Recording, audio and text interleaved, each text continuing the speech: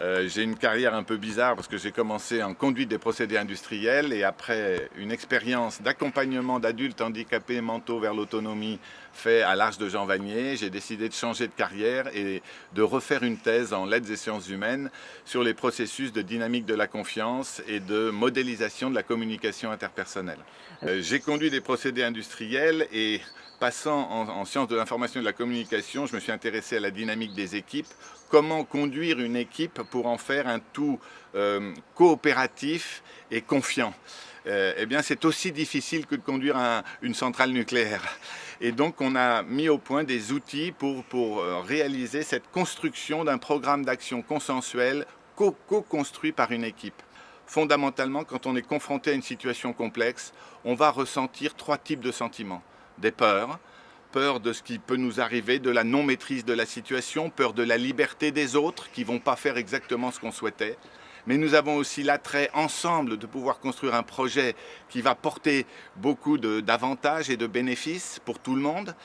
Et puis nous avons des tentations d'exploiter les autres à notre propre service, de ne pas respecter les autres, de les utiliser comme des moyens pour atteindre nos fins.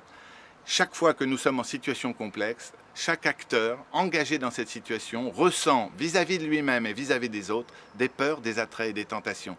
Et nous avons vu à quel point il était fécond de mettre des mots sur ces peurs, ces attraits et ces tentations. Pourquoi c'est fécond? C'est très simple. Les peurs, en fait, sont des bonnes conseillères, contrairement à ce que dit la sagesse populaire qui dit que la peur est mauvaise conseillère, parce qu'elle nous indique qu'il y a des dangers potentiels. Il est beaucoup plus facile de parler de nos peurs que des dangers potentiels. Mais nos peurs nous permettent de les découvrir, ces dangers potentiels, et de construire des protections, des précautions à prendre face à ces dangers. Et ainsi, on va générer un management des risques d'un projet. Deuxième chose, les attraits nous signalent des objectifs. Ces objectifs très clairement définis vont nous permettre de déterminer des moyens et des stratégies. Et enfin, les tentations nous indiquent les comportements qui vont faire échouer le système parce que ce sont des comportements qui enfreignent des normes éthiques.